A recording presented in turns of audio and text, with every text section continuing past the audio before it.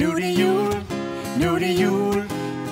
Eller det er det i hvert fald lige om lidt. Og Ole og jeg og vores band, vi har været på jagt efter de 24 allerbedste julekalendersange igennem tiden. Jesus og Josefine, hjemløse hjertepine, men Jesus for Josefine, til at tro på mirakler, når hun vakler.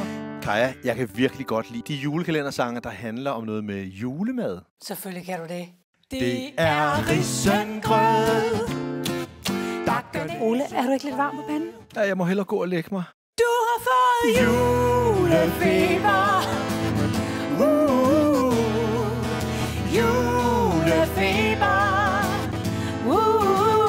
Hvis du har en favorit julekalender sang, så skriv den i kommentarfeltet, så kan det være, at vi spiller den. Vi ses derude.